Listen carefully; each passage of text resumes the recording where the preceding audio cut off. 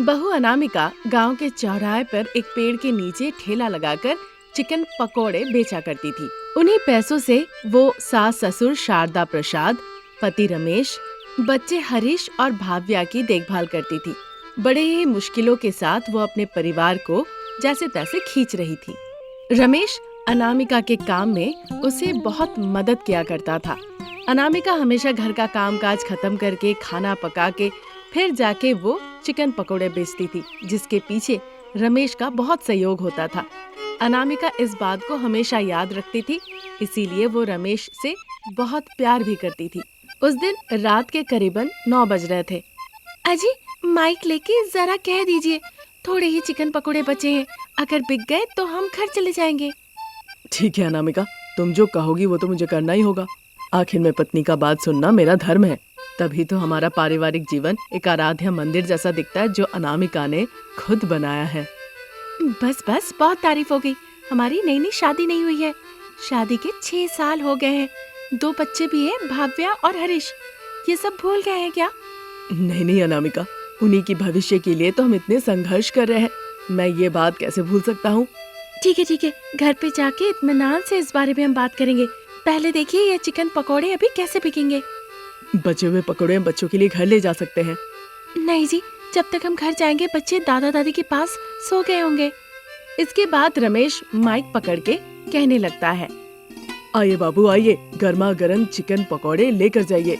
थोड़े ही बचे हैं, जो लेंगे उन्हें बाकी मुफ्त में मिलेंगे। रमेश के कहने के दौरान ही एक आदमी वहाँ पर आता है। रमेश उससे पैसे लेता है और उसके बदले में उसे चिकन पकोड़े देता है। फिर वो पकोड़े लेके वहाँ से चला जाता है। रमेश अनामिका बातचीत करने लगते हैं, फिर अपना सामान वामान बांध के घर वापस जाने लगते हैं। अनामिका, जो गलती मैंने की थी, अगर कोई और होता तो वो शायद मुझे छोड़ के अपनी खुशी के लिए यहाँ से चली गई होती। हम पति पत्नी हैं, एक दूसरे का पेट पालना ही नहीं, एक दूसरे को प्यार करना ही नहीं, एक दूसरे का सुरक्षा करना भी है।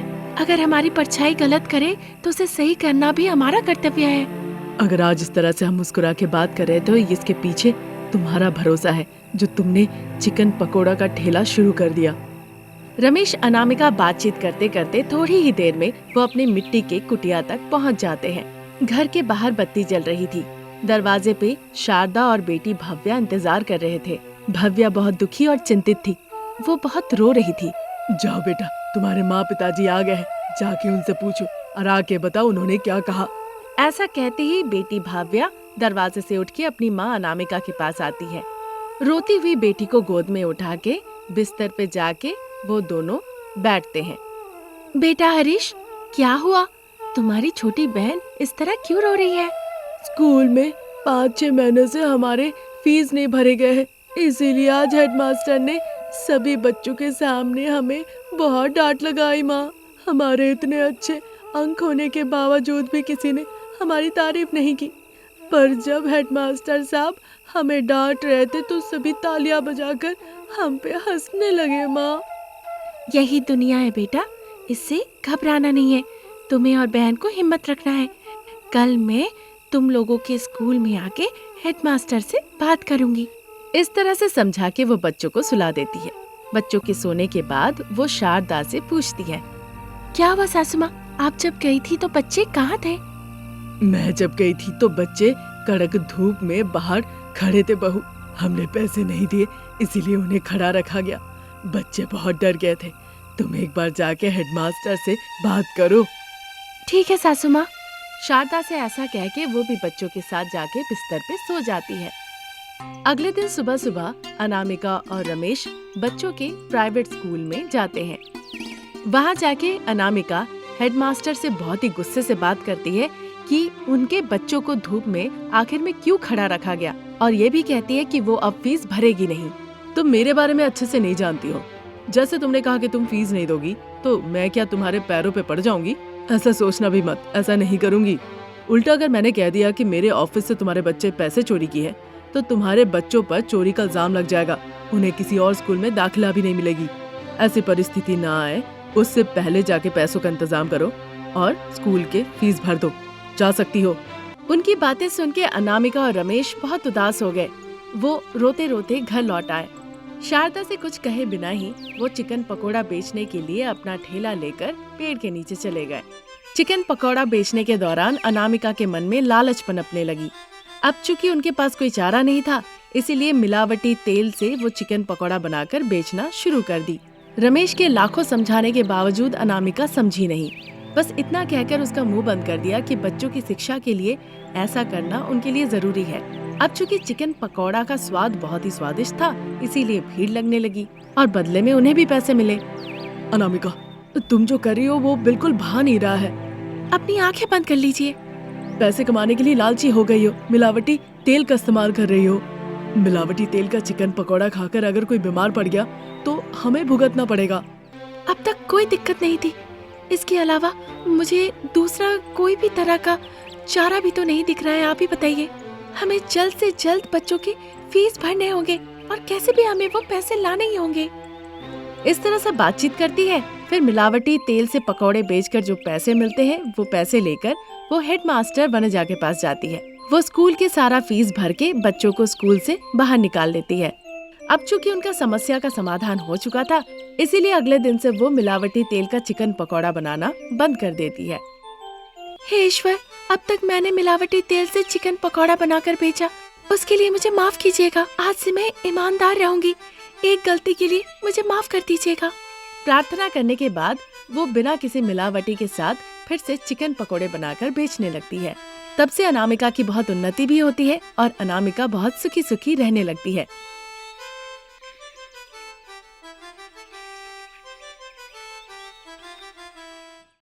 तीनापुर गांव में शारदा अनामिका नाम की सास बहू रहा करती थी। गांव के बस स्टैंड के पास शारदा इडली शॉप के नाम से शारदा इडली बेचने का व्यापार वहीं पे किया करती थी। वहाँ से जो पैसे मिलते थे उसी से अपना गुजारा करती थी और उनके पति जो मजदूर का काम करते थे उनकी भी देखभाल किया करती थी। अब चूंकि अनामिका गर्भवती थी, इसीलिए अस्पताल से जांच करा के घर लौट आती है। अगले दिन जब शारदा और अनामिका अपना इडली का दुकान खोलती है तो हर दिन के तरह ही शारदा का इडली का दुकान ग्राहकों से भर जाता है। आइए बाबू आइए, गर्मा गर्म यहाँ इडली खाइए। जैसे ही डालेंगे मुंह में, मिनटों में ही वो पिघल जाएंगे। आइए बाबू आइए, स्वास्थ्यकारक इडली खाइए। इस तरह जिसे जिस तरह का इडली चाहिए था, अनामिका लाके उन्हें देने लगती है और सासू माँ शारदा गर्मा गर्म इडली बनाती है। तभी शकुंतला, जो उसी गांव में रहती थी और शारदा से बहुत ईर्ष्या करती थी, वो शारदा के पास आती है। उसे देखते ही अनामिका कहने लगती है, सासू माँ, शकुंतला आ रही है, आपने देखा क्या? आने दो ना बहू, तुम उसकी चिंता मत करो, तुम अपना काम करो, मैं भी अपना काम करती हूँ। शहर में खुद का दुकान है, फिर भी ना जाने हमारे इस इडली दुकान से क्यों चलती रहती है। पता नहीं उन्हें क्या मिलता है। ऐसा करके उसे खुशी मिलती है। 2 इडली खा के उसे अगर अच्छा लगता है तो लगने दो ना। 2 इडली से हमारा क्या नुकसान होगा। आपको तो पता है ना सासू माँ, गाँव वाले उसे क्या कहते हैं। उसके पैर में लोहा लगा हुआ है, जहाँ भी उसका पैर पड़ता है वो पूरा का पूरा जमीन बंजर हो जाता है। तुम शकुंतला के बारे में ऐसा कह रही हो ना। चलो एक काम करते हैं, मैं उसकी दीदी और मैं तुम्हारी सास, चलो खेल खेलते हैं। कुछ ऐसा करते हैं कि जब भी वो हमारे दुकान में आए तो वो डर जाए कि नहीं बाबा, उस दुकान में बहू अनामिका है। जब शारदा ऐसा कह ही रही थी, तभी वहाँ पे शकुंतला आ जाती है। अरे अनामिका, मैं तुम्हारी बड़ी सास। तो अब क्या चाहती है सासू माँ? बैंड बाजा बजा के मैं आपका स्वागत करूं या फिर अंतिम यात्रा के लिए आपको सीधा भेज दूं? क्या कहा? तुम बैंड बाजा अंतिम यात्रा की बात कर रही हो? आप मेरी सासू माँ ही है ना, तो क्या आपके साथ मैं हंसी मजाक ना करूं? अगर आपको पसंद नहीं तो कह दीजिए, आपको सासू माँ भी नहीं कहूंगी। हाँ। ऐसा कह के अनामिका एक प्लेट पे 2 इडली रख के उस पे पाउडर छिड़क के साथ ही सांबर का एक कटोरी रख के शकुंतला के सामने दे देती है। शकुंतला इडली खा लेती है। सासू माँ और अनामिका अपने अपने काम में व्यस्त हो जाती है। शकुंतला चुपके से एक प्लास्टिक की छिपकली इडली में डाल देती है और थोड़ी देर बाद वो नाटक करने लगती है। ये क्या बहू रानी, इडली में छिपकली? तुम लोगों को देखना चाहिए। तुम लोगों को क्या लगता है इडली खाने वालों का कोई इज्जत नहीं? तुम लोग ऐसा कैसे कर सकते हो? ऐसा कह के शकुंतला हाथ में छिपकली पकड़ के सबको दिखाने लगती है। जो इडली वहाँ खा रहे थे वो देखकर वहाँ से भाग जाते हैं। अनामिका का मुंह छोटा हो जाता है। शकुंतला हंसते हुए वहाँ से चली जाती है। मनी मन अनामिका ने शकुंतला को बहुत गालियाँ दी। इसी तरह दिन निकल रहे थे। शकुंतला की वजह से अब शारदा का इडली का दुकान ठीक से चलना बंद हो गया। निवेश के पैसे भी ठीक से नहीं निकल आ रहे थे। उधर अनामिका का 7वां महीना लग गया। शारदा अनामिका बहुत दुखी थी। अब तक जो जमाए हुए पैसे थे उन्हीं पैसों को ले जाके वो हॉस्पिटल में अनामिका की जांच कराते हैं। जितने दिन गुजर रहे थे सास बहू की परिस्थिति और बिगड़ती जा रही थी। अब शारदा अनामिका को 2 वक्त का खाना भी ठीक से नहीं दे पा रही थी। अनामिका अब बहुत कमजोर हो गई। एक दिन शारदा बाप बेटे पे बहुत भड़क जाती है ये कहकर कि वो घर का बिल्कुल ख्याल नहीं रखते। शारदा कहीं से थोड़ा पैसे इकट्ठा करके अनामिका को जांच के लिए अस्पताल ले जाती है। वहाँ डॉक्टर उसकी जांच करके कहते हैं, ये क्या माँ जी, अपनी गर्भवती बहू को आपने ठीक से पौष्टिक खाना नहीं दिया, ये बहुत कमजोर हो गई है। पौष्टिक भोजन के साथ इसे हर दिन एक अंडा दिया कीजिए। अंडे खाने से बहुत फायदे होते हैं। इस तरह डॉक्टर साहब ने रोज अंडा खाने के फायदे अच्छे से समझाए। डॉक्टर साहब ने जो कुछ कहा शारदा अनामिका ने ध्यान से सुना। फिर लिखे हुए दवाइयाँ लेकर वो घर लौट जाती है। फिर सोफे पे बैठ के अनामिका डॉक्टर साहब के बताए अंडे के फायदे के बारे में सोचने लगी। तभी अनामिका के दिमाग में एक बहुत अच्छी तरकीब आती है। वो शारदा को बुलाती है। अनामिका की आवाज सुन के शारदा किचन से भागते हुए अनामिका के पास आती है। बहू क्या हो गया?